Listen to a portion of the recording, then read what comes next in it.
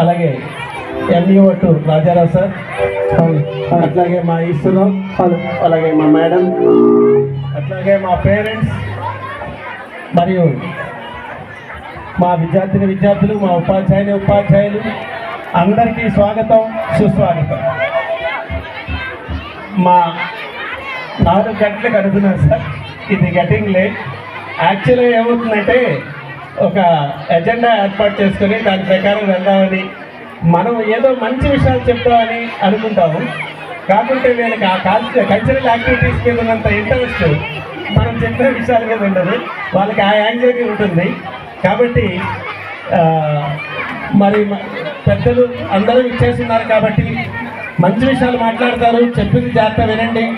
ఎందుకంటే మనందరం చేసేది ఏంటంటే మనం పిల్లల్ని కన్నాక ఆ పిల్లల్ని ఎటువంటి విద్యాబుద్ధులు నేర్పించాలి, ఎటువంటి పాఠశాలలో చేర్పించాలి అనేటువంటి ఆలోచిస్తాం.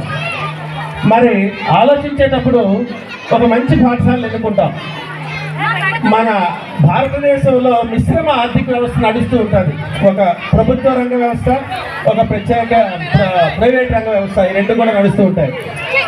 మరి మండల్ లెవెల్లో మాకు అధికారులు అయినటువంటి ఎంఈఓ2 గారులకు మరి నా ప్రభుత్వ వ్యవస్థ, ప్రైవేట్ రంగ వ్యవస్థ రెండు కళ్ళు లాంటివి.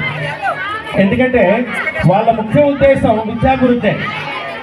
ఆ మండలంలో ఉన్నటువంటి విద్యను అభివృద్ధి చేయడం, మంచి విద్యను అందించడం. కాబట్టి అటువంటి అధికారుల అండదండలతో అట్లాగే వారి సూపర్వైజన్లో నడుస్తున్నటువంటి మా మానసవేణి సంస్థ 35 సంవత్సరాలు పూర్తి చేసుకున్నాం సార్.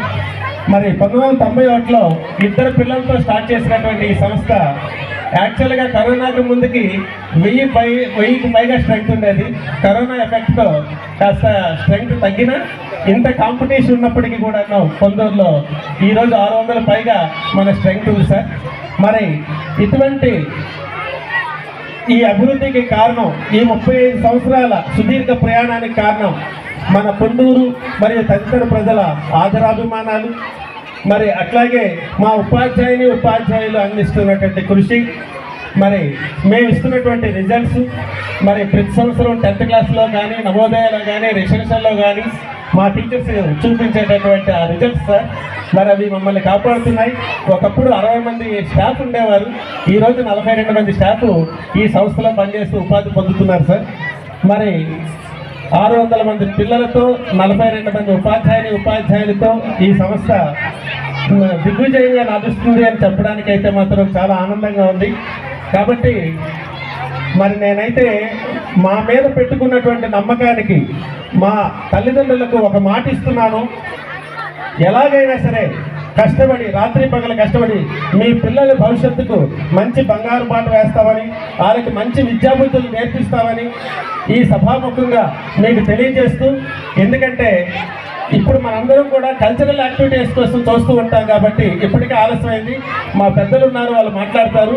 కాబట్టి ఈ అవకాశాన్ని ఇచ్చినట్టు మీ అందరికీ ధన్యవాదాలు తెలియజేసుకుంటూ